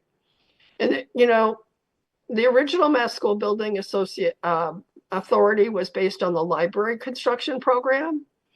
And then the School Building Authority said, we need to change our process because the planning process needs to be better. And so they incorporated the planning and design process and the feasibility as part of their grant program. You have to be accepted into the planning and design program in order to qualify for the construction.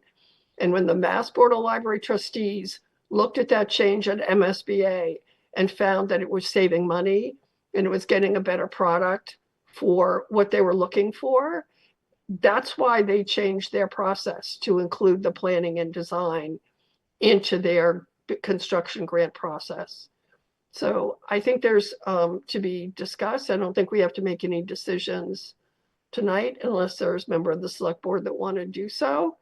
But I think that there's a lot to be discussed before town meeting and on this. And unless there's anything else anyone wants to discuss, I think we can move on to the Southside Fire Station. Are there any other comments from the board or the public?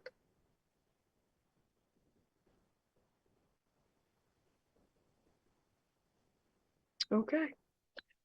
Seeing none, we will move on to the next part of the agenda, which is having to do with this planning for the Southside Fire Station. And so at Southside Fire Station, next steps for town meeting and the ballot question. So I'm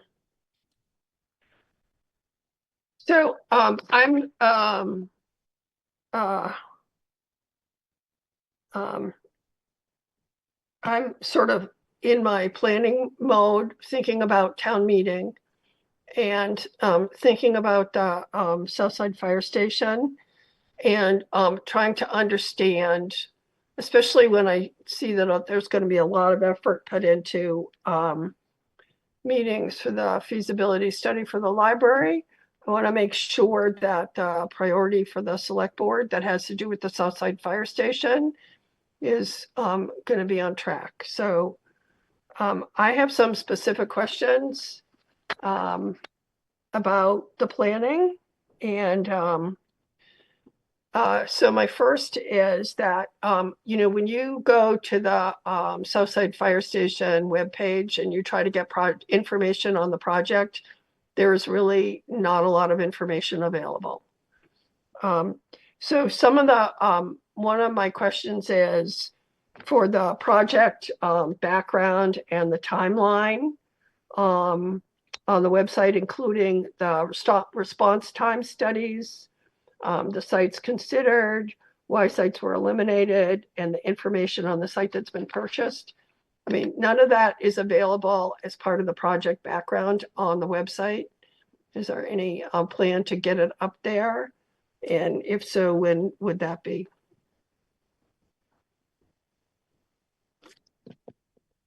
Madam Chair, I'll just hit on. We had a meeting a couple weeks ago. We have another meeting scheduled for February 25th with the full committee. And one of the things we're going to be talking about is how we're going to approach this.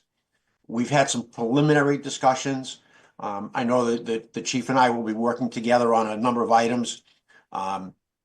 We have talked about pulling together all of the information that we can get, certainly to put it on the website if at all possible. We have access to most of the information you've already mentioned, but we're also waiting for the preliminary drawings and all of those things. So once we get all of those, we can get them all up there, hopefully, within the next 3 or 4 weeks. On top of that, the chief and I have talked about media outreach.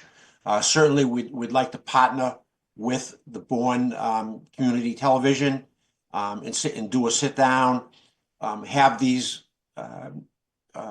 projects and documents there available for the community to see, and we would do a public show that could be seen repeatedly. Also a print media article, a sit down with the reporters. And I've already had conversations with the PVA about using their building, about having a community meeting where we can demonstrate all of this material as well. So I think a lot of these questions will be answered at our meeting in 2 weeks, a week and a half. And so we'll be able to answer most of your questions then on specific plans. Okay, so and I am trying to wrap my head around like the different things that have to be done and the different things that have to be communicated to the public. And so the program of building needs, like with the first step you have is you create this program of what's needed in the building. I mean, has that been developed and finalized? Is that available to put on the website? I don't have that answer. Marlene or Chief Palazzi, do you have your building is designed based on the program needs? So has that been developed? Yes, it has. Okay, so has it been presented to the Southside Fire Station Committee? It has been presented a while ago. It was actually programmed about 2 years ago, and that's something that can certainly be refreshed. So are you using the program developed 2 years ago, or are you making changes to that program? No, the program is still the same. Okay, so that can get up on the website, right? Yes. Okay, so who is going to be responsible for putting up information on the website?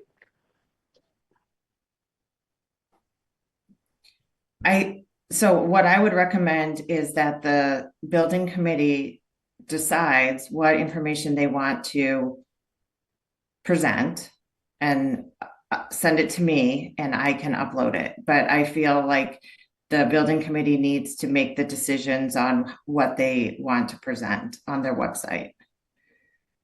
Well, I'm going to say as a select board member that this is the information that the select board, that myself as a select board member, I don't know about the other select board members, but but this is the information that I would like to have access to. Is there another way that I can have access to it other than on the town website? How is a select board member going to have access to the program? I mean, I can look at the library feasibility program of studies. It's up on the website.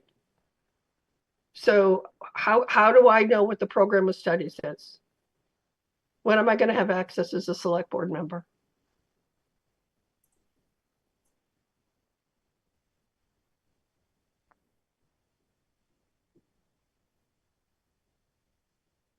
Am I dependent on the Southside Fire Station Committee saying it's okay for me to have this information?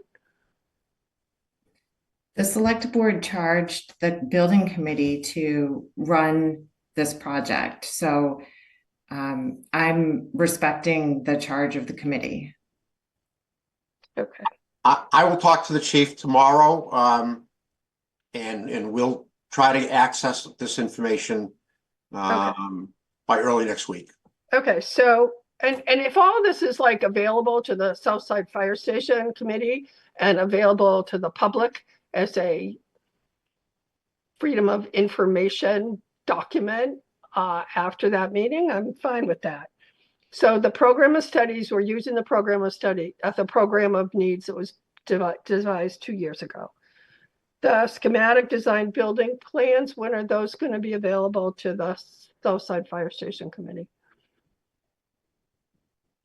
Is that planned for their meeting of the 25th, the schematic building designs? The committee has received the schematic floor plans. Okay.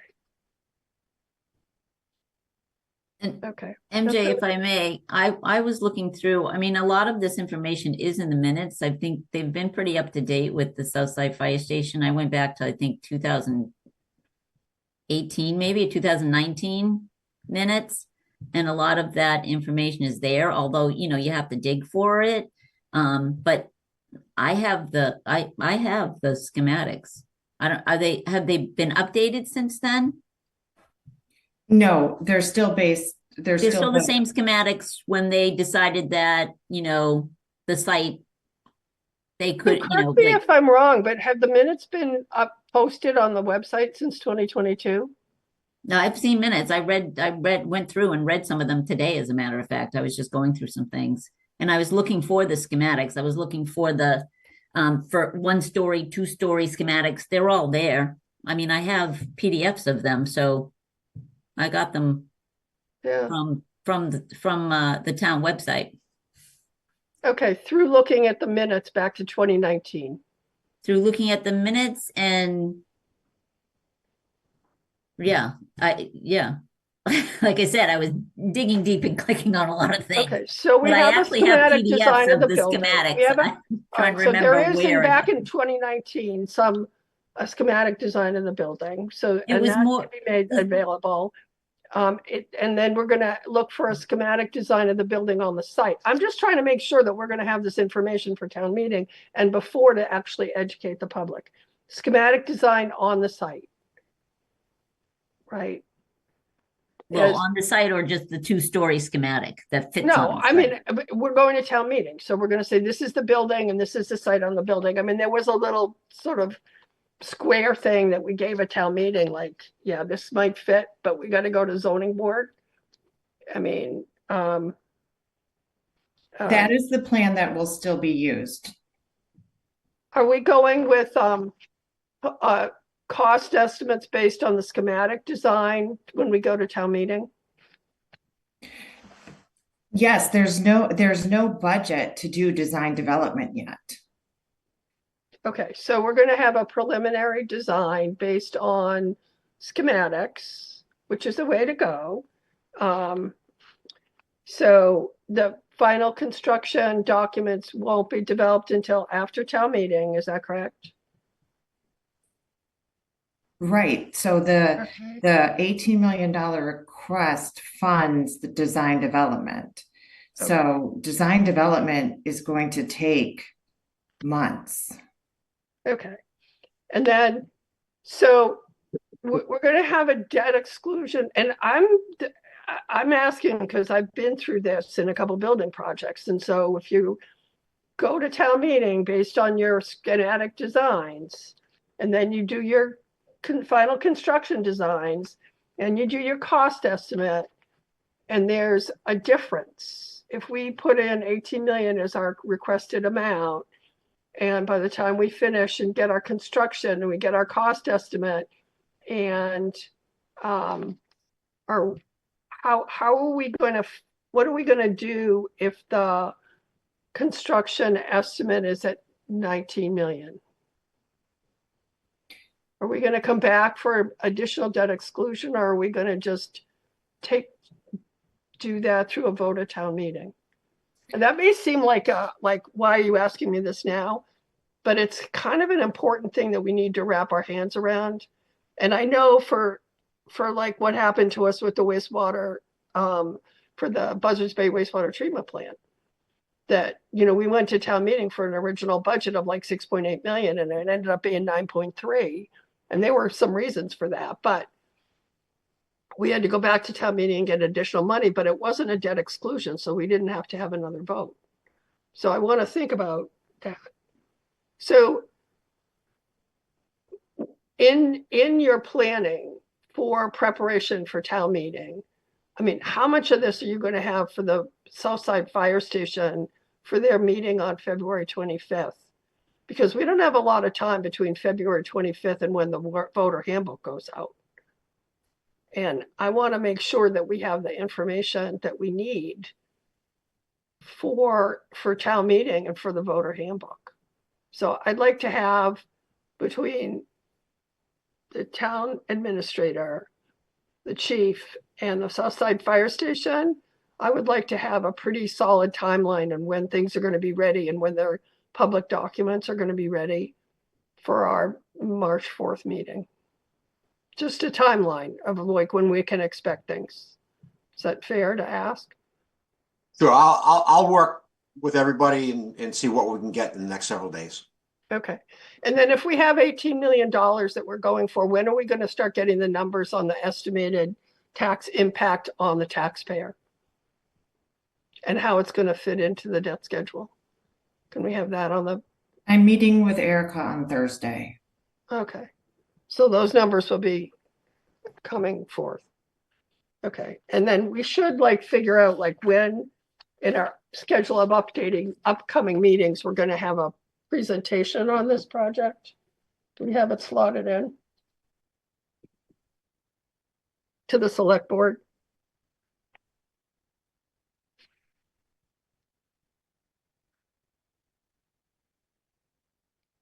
So April 1st, I think, is a little bit late, but when's the deadline for the handbook? You know?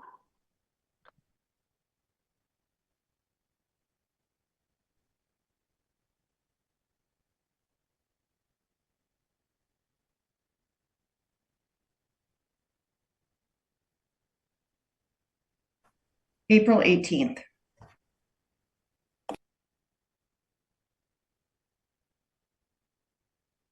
Okay. So Wayne, can you get back to me after your meeting on the 25th or before then about when you think you'd want to be coming to the select board?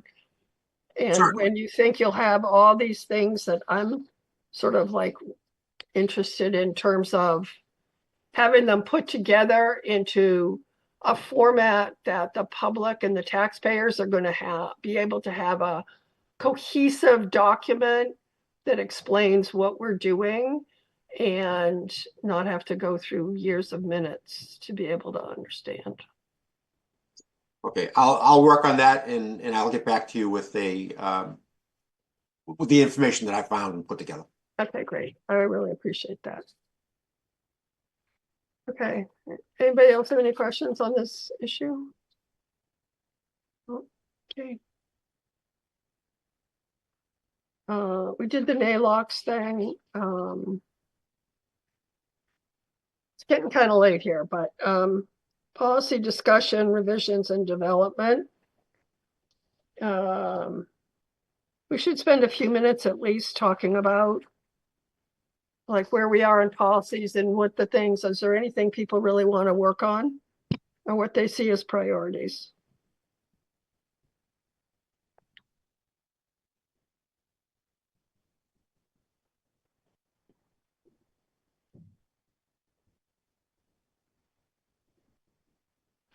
So we talked at one point for the special events policy about having a review of the fees, and I think there was also a request from the trustees of the community building for like having some sort of policy around when fees were waived. So are we ready, is staff ready to present anything on that, or we need to put that off for a while? I know there was some talk about having it done before the busy season, but I don't know. We have not picked that up. We're waiting for direction from the board. Okay. MJ, what about the follow-up on the open air parking lots, commercial parking in R40 and R80 zones? Yeah, so I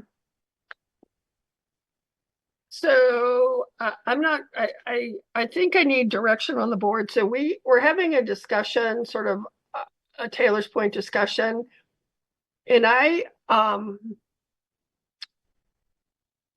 don't know. I think we've accepted the bylaw. I don't think we need to do anything different in terms of accepting a bylaw. I think we just need to decide if we're going to enforce it or how we're going to enforce it. Marlene. Parking for a fee is prohibited in the zoning district. So regardless of the licensing provision, it is not allowed under the zoning. Under the R40 or whatever? Is that the way it is? Correct. Okay. So well, we'll talk about that. So we don't necessarily need a policy on that. We're just going to say that we're going to start enforcing it if we're going to start enforcing it, right? And understand what that enforcement looks like. I think we should consider it as an agenda item, a separate agenda. Yeah. Item. Okay, so that's on March 4th. March 4th is the open air parking. That's on a regular agenda. Policy for standing building committee was the other new thing. We need to kind of work on that too.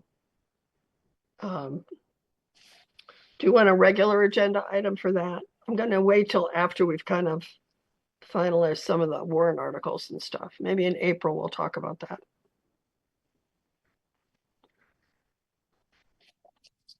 Is there anything else? I mean, we did a lot. We completed a lot.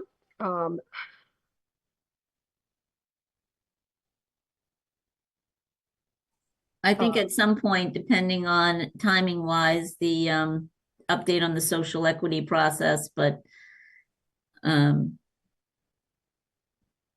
not sure, we're in the throes of seeing how the first two are going to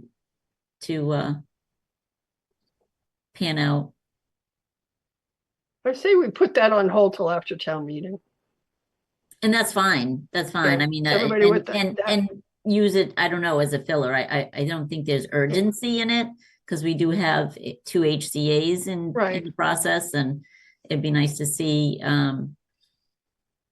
those 2 entities up and running and that process, and before we dive into the social equity. I don't think it's going to be a heavy lift, but I think No, also, I think there's I think also though we have to be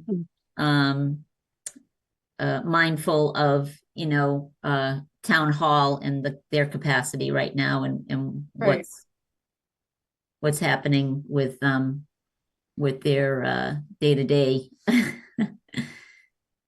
So I'm going to go back to the special events policy. I feel like that there were some recommendations that were coming for like fee changes that we didn't really even address that part of the policy. But I think there's a lot going on right now. So maybe we just, if there was discussion about wanting to address that before the busy season, but I think maybe we're kind of late to do that. I don't know. Are we okay to go forward with what we have and just do it for another year? I think there were a couple other tweaks that we found, but I don't think there's anything urgent, giving the high priority of things that we have going on for another project. So, I think we had a few, just if I may, just a few yes, Melissa. minor things that kind of we discovered, or the vendors or the folks that are doing the projects discovered that we may have just overlooked, during the drafting. So I mean, I think it could wait. Yeah. Okay. Well, I mean, it seems to me, I don't know, I think we're still waiting. The HR thing was sort of in some sort of background process. So I'll move the open air parking and the standing committee up to things that we're reviewing. And then if that's all right with everyone, and then we'll just keep kind of going away. And if there's nothing else that people want to add. I think one, maybe not now, but maybe over the summer, is looking at the memorial and naming rights bylaw, because for a while, we were getting a lot of bench requests. And I'm just wondering if we want to. Yeah, that's in the policies on hold for review. Yeah, but I guess Prioritize for less than 5 years, on hold for prioritization. Request for less than 5 years. So yeah, there was something we were going to do about little benches, like, and determining between a permanent structure and like a permanent memorial versus like a bench. I mean, they're kind of different. So yeah, we can put that one on. And we also have the policy on the RME for the CWMP, but we need a CWMP, I think, first before we delve into that. So, okay, we good on policy? Okay. Town administrators report. I only have one item for you tonight. As you know, Bourne experienced a cybersecurity event that affected the operability of certain systems and services. We worked diligently to investigate and remediate this matter with the assistance of third-party specialists. We are working as swiftly as possible to restore all services to full capacity and are making progress on a daily basis. We are aware of an unauthorized third party claiming to have data from the town. Law enforcement is aware of this development, and we will continue to support their investigation. We continue to diligently investigate and will communicate directly in writing with individuals whose personal information we determine to have been impacted in full accordance with Massachusetts law. We appreciate your ongoing patience and understanding as we continue to work carefully through all of these issues. Thank you.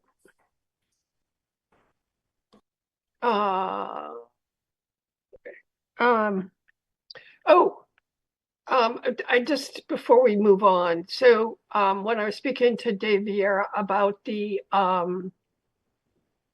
thing tonight, he mentioned that on the special legislation, that if you let his aide know, she'll come and pick up the special legislation packet from town hall so it can get filed immediately. So that was kind of a update. Minutes of 11/14/24.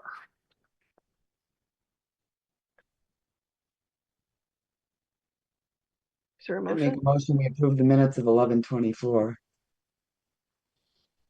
11/14/24. Motion by Melissa. 11/14/24, sorry. A second? Second. Second by Anne Marie. Any discussion? Seeing none, roll call vote. Jean? Yes.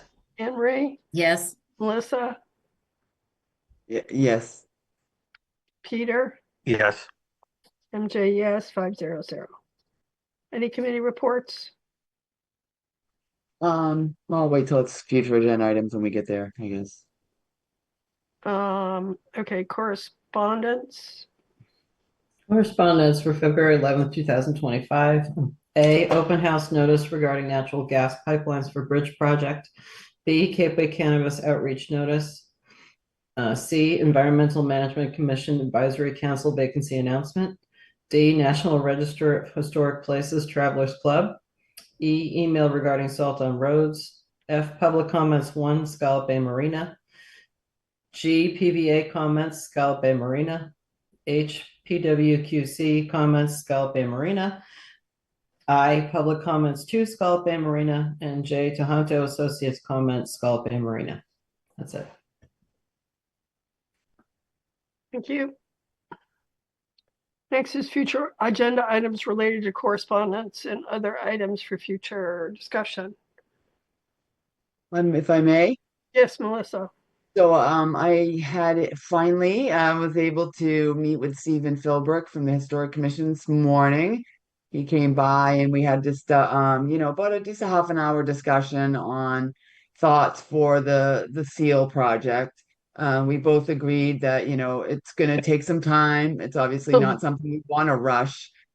So that'll just be something we can talk about later. I just wanted to give a quick update that will be something we'll need to have an agenda item on at some point. But they're going to do some discussions between themselves, and we've got to reach out to a few folks and maybe get to some pieces together, and then we can get it on an agenda to discuss further once we get there. I just wanted to give you an update. Okay, thank you. All right, so I do have some questions for the board. So we had previously had a request from the Scenic Highway Affordable Housing Project to come before the board, and they followed up with Marlene again.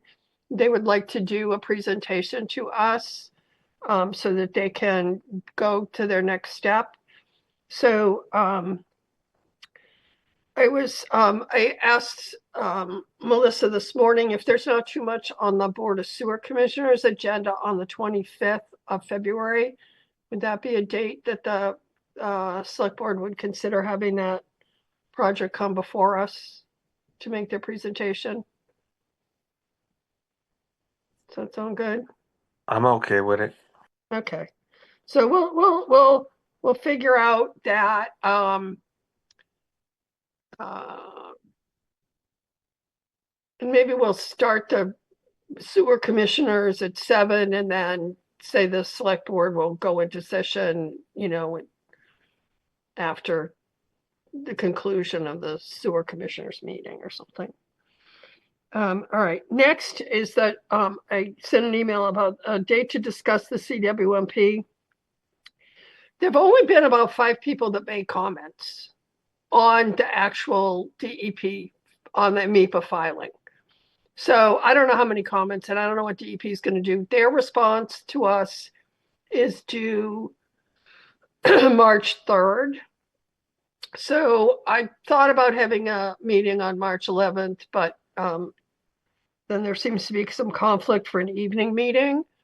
I don't know what the pleasure of the board. I mean, do you want a separate meeting for it? Do you want to try to do something late afternoon on that March 11th, or do you want to just wait and see what they have and then comment to us and then schedule? Any thoughts? I think we need to see a compilation of those comments and MEPs. Yeah, I don't know. I guess you get it all done at the same time in public, or you have them do it. I mean, does that give them enough time to put together all the comments and the recommendations? Who? They're supposed to give us some sort of a response by March 3rd. Right. So if we get the response by March 3rd, do we want to have a meeting on it on March 11th, or do we want to see what the response is before we decide? And then wait.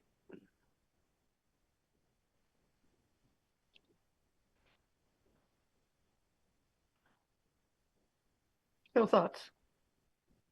Yeah, we'll talk about it on the 4th.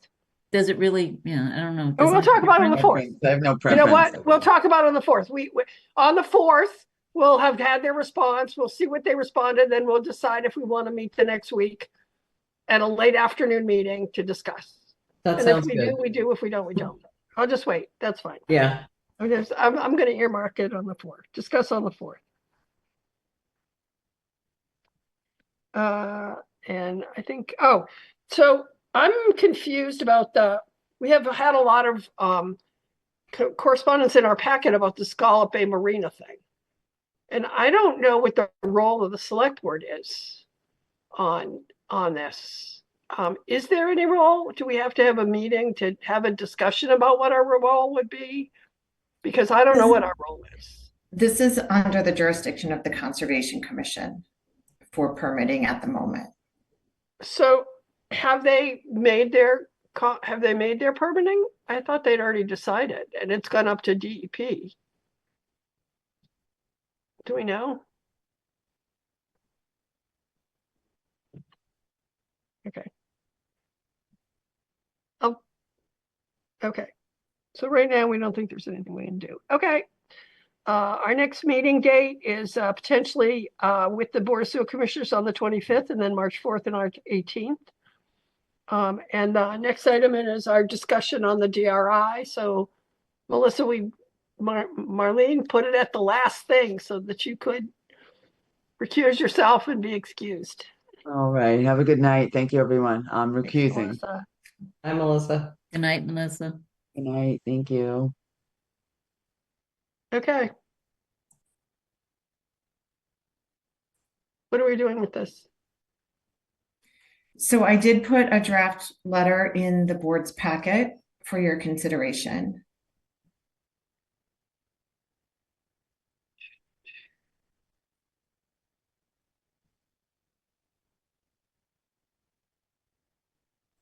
So we need approval to send this draft letter. I think that's what she's asking for. That's what we're doing tonight, correct? With the adjusted recommendations for the property? If that meets the board's expectations. Yeah, these were the changes that we made last week, right? Or last time we met. Right. And responding to their request, correct, for additional information? Yes. Yeah. Do we know what page this is on in the packet? Because there's no I don't think there was a layered thing on this packet. Usually we get an outline. There was no outline for this packet. It was just thumbprints. So it was really hard to kind of figure out like where things are. Just this. Was it in the packet? I'm not sure it was in the packet. I think it might have been separate. Oh, here it is. Okay, it's on page 22 of 106.